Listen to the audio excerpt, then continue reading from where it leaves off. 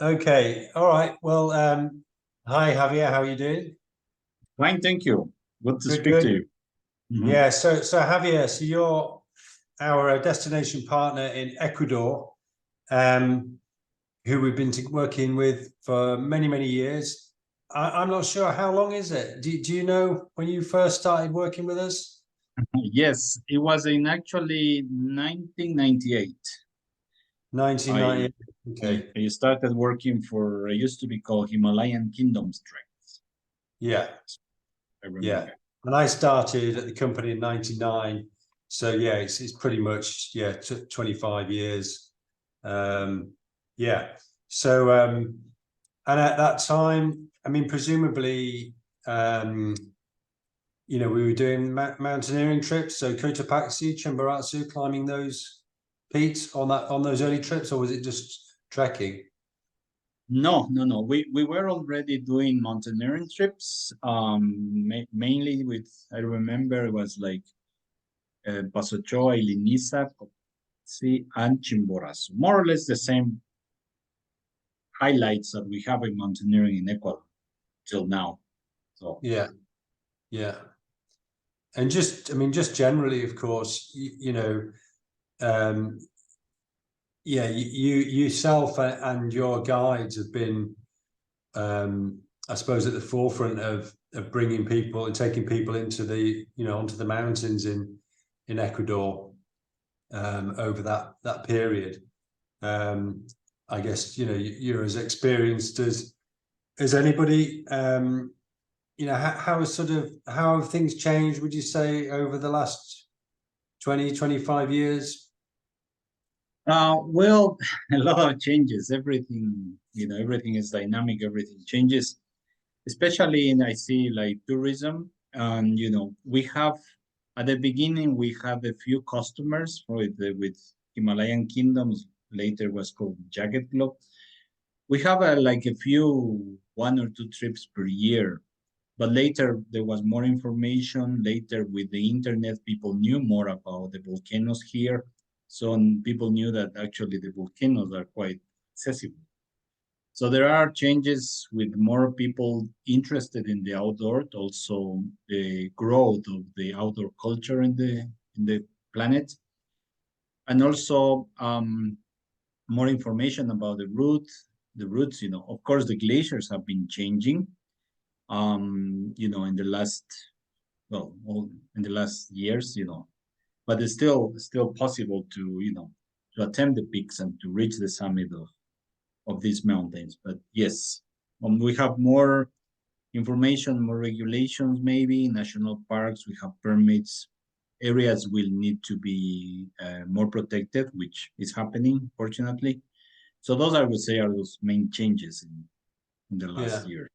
And in terms of, I mean, my impression is that the sort of road infrastructure does mean that's improved, and it does make it quite quick potentially to get into the various areas. Obviously, you have to be mindful of acclimatization. I mean, are there? Yeah, there are. It's clearly there's mountain huts. Cotopaxi, for example. Is there still building of new huts and things like that, or is that restricted? No, the refugees, there are no new refugees in I mean every mountain, most of them have a refuge except for Antisana.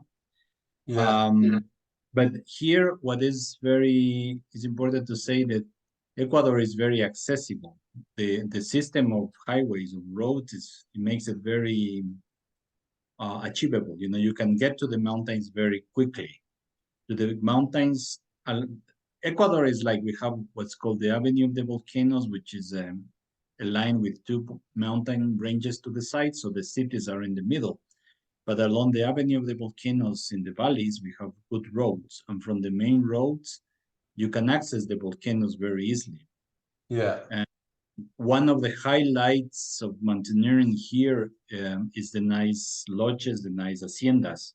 In between the hikes, you can stay at some of these beautiful mountain lodges. So our clients are able to climb hard at the same time to recover very well at the lower yeah, elevation in some beautiful places with good standard of accommodation and food, Yeah. And those haciendas that we use when we're down in the valleys, I mean, presumably there's, obviously, we're mountaineering, but presumably most of the people using those are just, tourists who are traveling around and seeing parts of the country, or? Yes, the people who use these lodges are mainly tourists, also some local tourists, Yeah. Ecuadorian tourists, people who are traveling in Ecuador, or people who are hiking into the national parks. They stay at some of these beautiful, I think we call them haciendas, which are traditional farmhouses, some of them converted into hotels. Yeah. Yeah. And just just to probably rewind a little bit. I mean, with yourself and your wife have been involved in coordinating sort of voluntary work programs, haven't you, for many years? You're still doing that sort of thing, involved with the Danielle Children's Fund, is that right? Yes, we believe that tourism should have an impact also with the local people, with the local communities. My wife, she started a foundation 20 years ago. It's called the Daniela Children's Fund, and we have some projects where we work with the local communities. We have work also supporting children. We used to have a children's project where we work with kids who live in the street. And now we have different projects where we work with kids who are, sometimes their parents are in the difficult situations, or their parents have immigrated to other countries. So we have a big connection supporting the foundation, the projects, through the DCF, which is Daniela Children's Fund. At the moment, we have several projects. My wife is dealing with, she's the director of this non-profits. Yeah, super. Yeah, so we've talked a little bit about the mountaineering and accessibility, that sort of thing. I mean, one thing we've always those who've come out to Ecuador and climbed there, they've always sort of commented on is the professionalism and quality of the mountain guides. I mean, can you tell me a little bit about the history of Ecuador? Because joining the IFMGA scheme, and because obviously that's for people who don't know, the IFMGA, mountain guide qualifications, sort of the highest level of qualification worldwide, and a number of countries are part of that scheme now, Ecuador included. When was that Ecuador joined? Can you remember, or Yes, more or less this started 15 years ago, where we had the first courses, especially with the French School of Guides. So some of us went to Chamonix to do some training. So we started the Ecuadorian Association of Mountain Guides, and especially the School of Guides. So we are able to train our guides, which was at the beginning, it was supervised by the French. But now, because the school works so well, we are able to train our own guides. It's very, the process is very good. It's very professional. Yeah. So most of it's gradually the whole community of guides are becoming internationally certified. What is also important here is that most of the guides we are bilingual. It has to do because most of the guiding here, it started at the universities, at the mountaineering clubs. So people who had access to the private education got into mountaineering. So we were able to afford those schools, and also to get in contact with the foreign climbers. So here, besides the good mountaineering skill of the guys, it's the ability to understand English. Some speak German, French. So it's Yeah. quite international community. Yeah. And also, I mean, the thing that often comes across is, you know, the breadth of their knowledge, just, you know, beyond the mountaineering in terms of, you know, flora and fauna and all the kind of cultural aspects of Ecuador. Is that actually part of their training scheme, or is that just something because they've been to university and, you know, they've learned about that kind of stuff? Yes. Yeah, okay. Here, all of us need to have a license of the Ministry of Tourism as a mountain guide. So Yeah.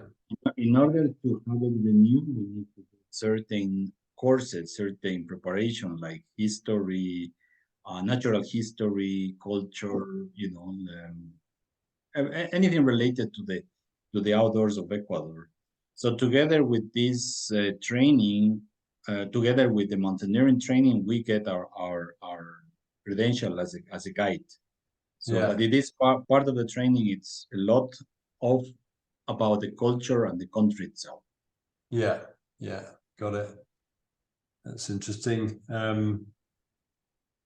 Okay. And then, yeah, I just wanted to sort of talk specifically about, you know, a couple of the mountains. I mean, obviously, you know, our programs, you know, together we've sort of evolved things and changed things over the years. You know, Cotopaxi, I suppose, and Chimborazo have been the two most popular mountains. Cotopaxi, you know, highest active volcano in the world, and Chimborazo, obviously the highest mountain in Ecuador and highest point from the center of the earth because of the equatorial bulge. But we've sort of had quite a history, haven't we? I mean, Chimborazo, there was a period where we weren't really going on it because of the risk of rockfall, and then Mungo Ross, one of our leaders, came out. This is quite a few years ago now, and together with yourself, found a new route from the Stubel Glacier, and then in the last couple of years, or the last few years, you're now using a different camp on the west shoulder. So that seems to be working quite well. Would you say? I mean, I know that clearly, like any mountain, you need the right conditions for to make an ascent of Chimborazo, but it seems to be getting climbed a bit more consistently, or is that, would you say? Yes. The history of Chimborazo, we used to live from the refuge, but because the glacier has receded, some areas that was very exposed to rockfall.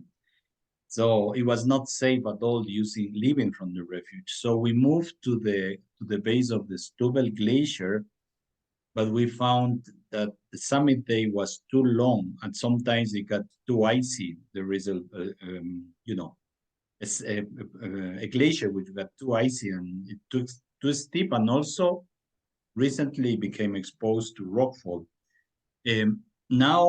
Now we use a high camp, which is on the ridge at 5,350. So instead of living from the Wimper Refuge at 5,000 meters, we live from 5,350, and that makes summit day shorter. Mm-hmm. Like now, I would say, for example, summit day of Cayambe takes 6 hours, Antisana 6 hours, Cotopaxi 6 hours, more or less. Chimborazo is also about the same.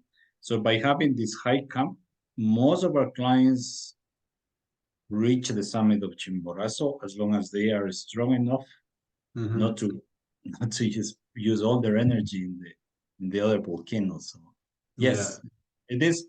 Summit rate is much better and more chances of success with the use of this high camp. Yeah. And in terms of the terrain from that high camp to the top, how much of that sort of 6 hours is setting off on rock? You know, what point do you get onto the actual ice, onto the glacier? Yeah, onto the from the camp, we go on top of a ridge. We made like a via ferrata. We fix a line, you know, much safer. So we go on top of the ridge. We go for more or less 45 minutes until we get onto the moraine. It used to be the glacier. Now it's a moraine. When we have a snow, that's where we put our crampons on. Yeah. So I would say 45 minutes where we reach the glacier. But sometimes when we have snow, we find it's all covered with snow. Sometimes we find the snow a little bit higher. Yeah, yeah. Okay. And with Cotopaxi, I mean, actually, Cotopaxi's still closed at the moment, isn't it? Because of volcanic activity. I mean, it's been closed for quite a while now, hasn't it? Yes, Cotopaxi is about to open. Ah, right. Okay. I would say right now the activity is totally normal. It's a bureaucratic procedure that they are writing the protocols for us to climb it. But I think in the end of February, we will be able to reach the summit of Cotopaxi again. Okay. All right, good. Yeah, because I think we had people with groups in November, didn't we? And they went to Antisana instead. Oh no, they did Cayambe instead, didn't they? Yeah, yeah. We do Antisana instead of Cotopaxi. Yes. Antisana, yeah. Okay, but that's well, that's good to hear for because we've definitely got people in the summer, and then we've got groups later in the year. Okay, and then I mean, just to I guess the obvious thing to come on to from that is just the general situation in Ecuador at the moment. I mean, there's maybe not in the last couple of weeks, but certainly about a month ago, there's a lot in the Western media about what was going on in Ecuador. And I'm right in thinking that there's still, I mean, I know we've got people there at the moment because the Foreign Office, British Foreign Common Development Office advice is, is that it's still okay to travel to the areas that we go to. But there is a state of emergency, isn't there, in place? Can you just sort of explain to us what that means in reality, and why that is there? Because I know it's it's just worth having a bit more insight on that.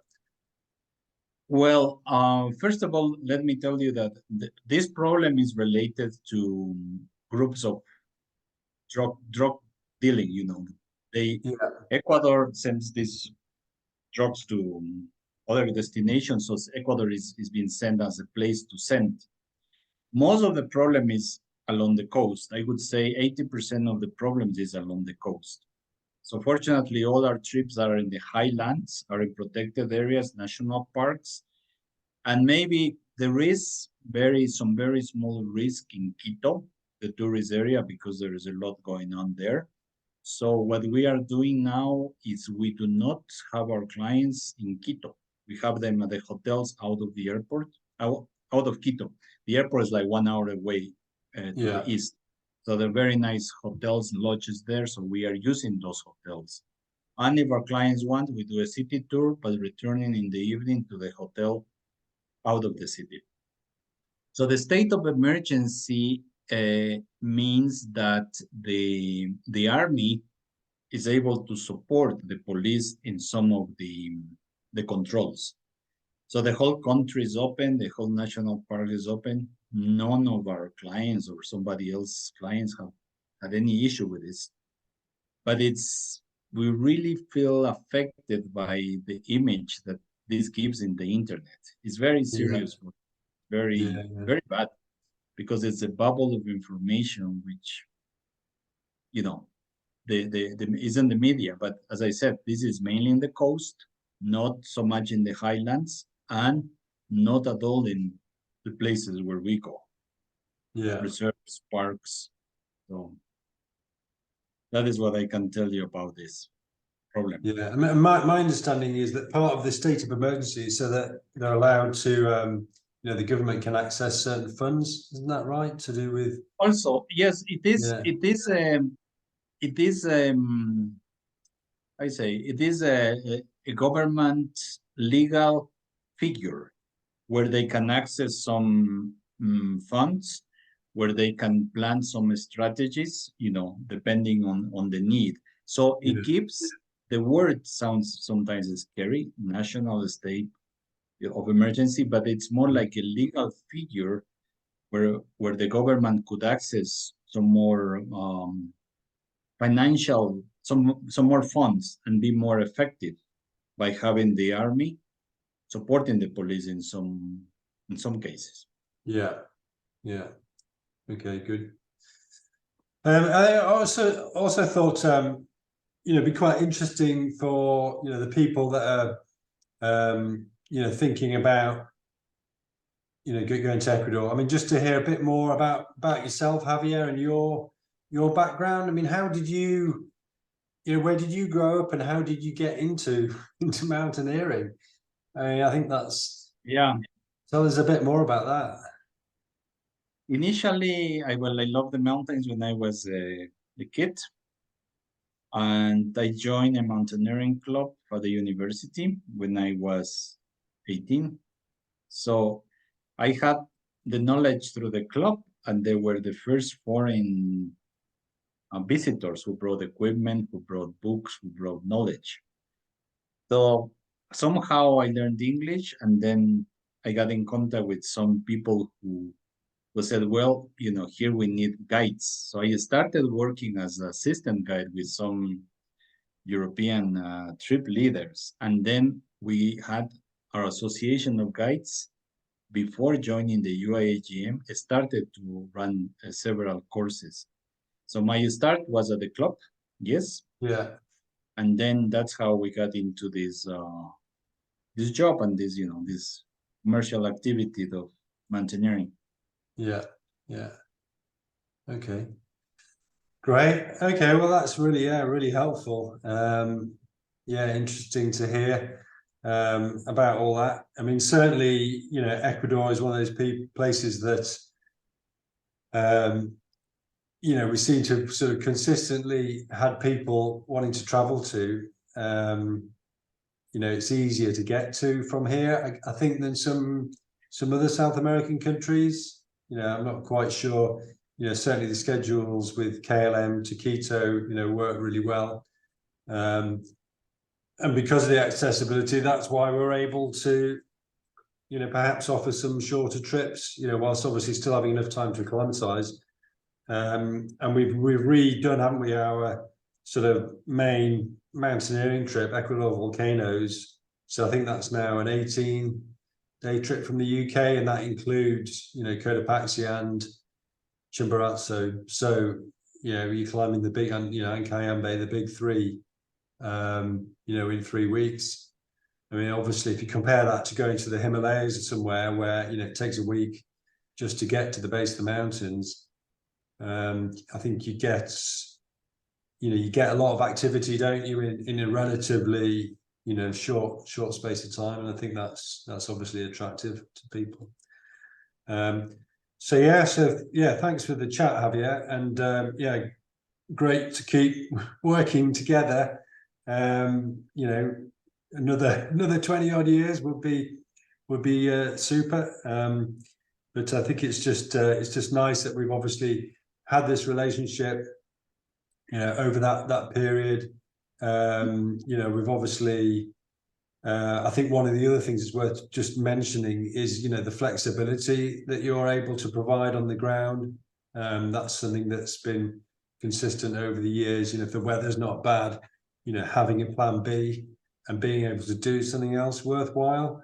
That's always been a real bonus, I think, with Ecuador. Always seem to be able to get something else done. Thanks very much to you and all your staff on the ground for your efforts. And we look forward to sending some more people over this year. Thank you, and we hope so. All right. We need it.